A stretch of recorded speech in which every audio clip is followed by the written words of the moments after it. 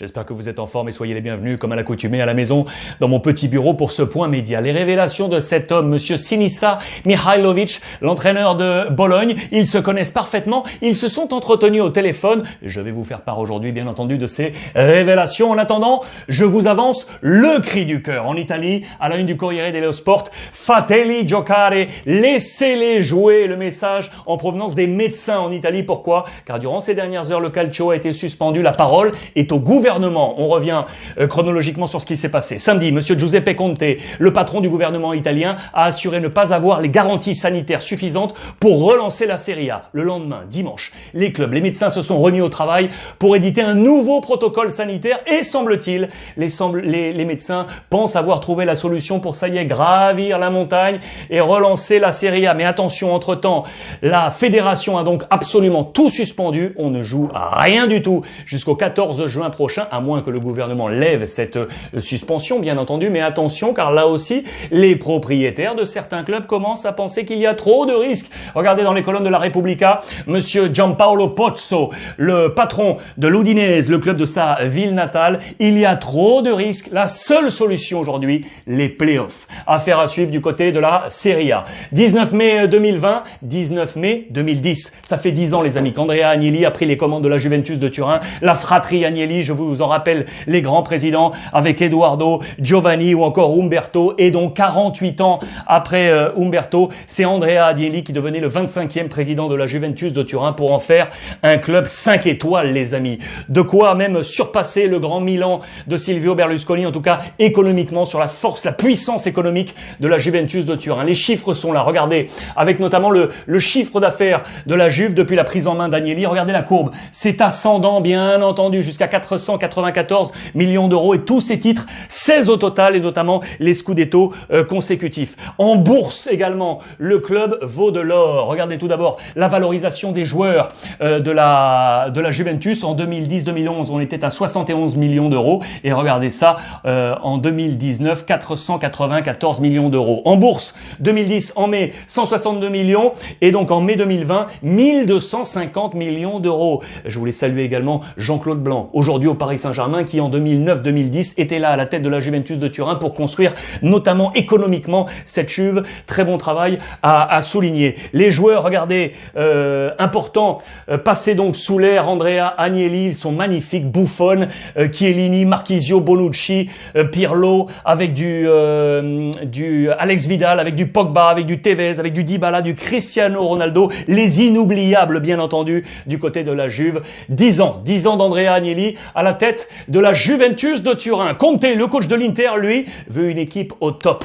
Bien entendu, Lautaro, ça y est, devrait partir. Il veut préparer une véritable révolution. Regardez, pas moins de 6 sorties pour 6 arrivées. C'est un point d'interrogation. Pour les arrivées, on nous parle de Emerson, de Tonali, de Vidal, justement, de Semedo. Pourquoi pas de Cavani, attention, et de Timo Werner. Les sorties sont là, donc avec en tête de gondole Lautaro Martinez. Mais pour tout ça, il faut regarder ici un trésor de guerre avec les joueurs qui sont prêtés. Et là, il y a une difficulté, car la crise du Covid a absolument tout changé. Je vous ai rappelé les 4 joueurs principaux prêtés. Perisic au Bayern Munich, l'option d'achat était à 20 millions d'euros. Elle a expiré, mais on peut encore trouver une solution.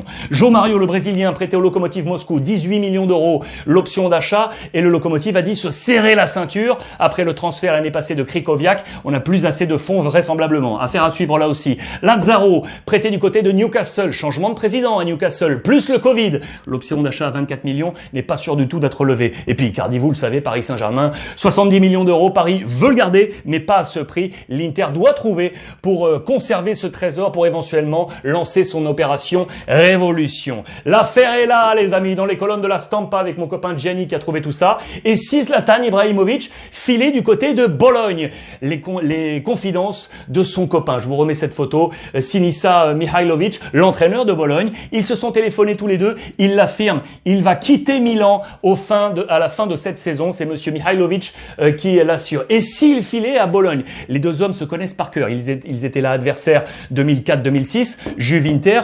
Mihajlović finissait sa carrière. D'ailleurs, regardez, lors de son jubilé 28 mai 2017, il avait invité Zlatan. Il lui aurait même déjà passé un petit coup de fil lorsque ce dernier était du côté des Los Angeles Galaxy. Et on nous rappelle dans les colonnes de la Stampa que les illustres savent finir leur carrière du côté de Bologne. L'exemple, c'était monsieur Roberto Baggio. Lazio, qui à Milan était en train de baisser, c'était la fin de sa carrière. Il a rebondi à Bologne avec une saison extraordinaire, plus d'une vingtaine de buts en 30 matchs. Et si Zlatan venait à marcher sur ses pas, ou alors du côté d'Hammarby, le club suédois dont il détient, vous le savez, 25% des parts. C'est à suivre en tout cas sur cette affaire. En Catalogne, le Barça, la suite du feuilleton Lautaro Martinez, El fichaje estratégico, la stratégie pour faire une colonne vertébrale avec Ter Stegen, De Jong et Lautaro Martinez. Mais pour cela, le premier étage de la fusée, c'est Miralem Pjanic, on vous le rappelle, et en page intérieure, on a besoin de cet argent. Vous savez, ce pack, ce combi troc avec 25 millions d'euros, plus Pjanic, plus des Cheglio pour Semedo.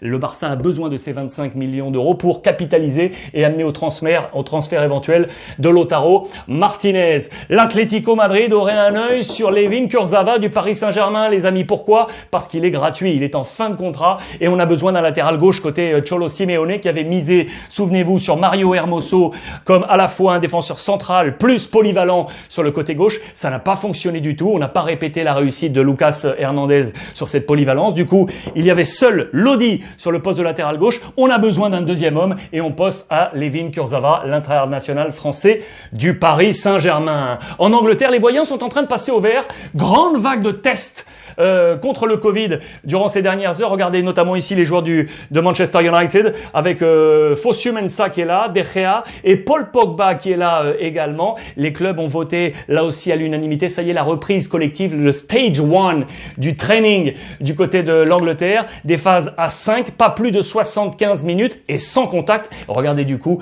la une du Sun aujourd'hui, c'est très très marrant avec le sourire. Les espions seraient là pour surveiller les entraînements des adversaires, pour voir si tous respectent les normes imposées par la Première Ligue. C'est assez sympa. Spies, les espions pour observer les concurrents, les adversaires, quant à ces règles sanitaires à respecter. Le football amateur, aujourd'hui les amis, c'est un spécial fille et je vous emmène en Bretagne, le Morbihan et le Finistère. Je vous ai grossi tout ça, le Morbihan, le Finistère, avec le 29, avec deux petites villes, Baudilis et Le Saint. On va commencer avec Baudilis ici, entre Brest et Morlaix. Regardez ce club, et là c'était pour saluer dans les colonnes du Télégramme. Très belle formation du FC Baudilis Plougar, deuxième saison en Régional 2. Elles étaient 7e la saison passée, elles sont 5e cette année, magnifique. Elles recherchent de nouvelles joueuses. Les amis, si vous êtes dans le coin, n'hésitez pas et allez leur prêter main forte. Deuxième club, Le Saint, ici, dans le Morbihan, 600 habitants les amis. Et un club de filles qui est là, le FC Saint-Ouen, c'est à saluer. Voilà, qui n'organisera pas son petit tournoi qui a porté des fonds cette année, cause Covid, mais qui se relance dans une nouvelle saison. Elles ont également besoin de main forte, les filles du FC Saint-Ouen, avec le président que je salue, monsieur Jean-François Maurice, qui fait absolument tout, comme la capitaine de l'équipe, qui est à la fois capitaine et secrétaire. Besoin de main forte, n'hésitez pas si vous êtes dans le coin et foncez aider les filles également du FC Saint-Ouen. 19 mai 1995, il y a 25 ans, Nantes était sacré champion de France pour la 7e fois de son histoire. 8 titres en tout, vous le savez, avec le titre de 2001. Le 7e titre, il était là à la une de Ouest France, l'âge d'or du Football Club de Nantes, avec bien entendu monsieur Coco Ciodo, qui était l'entraîneur emblématique. Cette histoire du Football Club de Nantes, qui devançait l'Olympique lyonnais de 10 points, le Paris Saint-Germain de 12 points. On écrasait tout du côté du Football Club de Nantes. Regardez le classement des buteurs avec 2 hommes sur le podium. Loco, 22 buts marqués. Alain Caveglia, qui était alors au Havre, 20 buts. Nicolas Wedek, 18 buts. C'était le podium. Le travail de Nantes qui remontait aux années 60 avec bien entendu José Arribas, qui était l'entraîneur de Coco Ciodo, qui était joueur également nantais. C'était lui qui a lancé l'activité professionnelle du Football Club de Nantes pour le premier titre d'ailleurs, quelques mois après l'engagement professionnel du Football Club de Nantes. Bien d'autres titres à suivre. Le travail de José Arribas conclu par Coco Ciodo ainsi, d'abord dans les années 80 avec un premier titre pour lui, puis donc en 95 avec ce second titre. C'était une équipe formidable avec les Pedros, les Locaux, les Carambeu, les Ferry, les Lodizé, absolument incroyable, les Wedek, les Casagrande.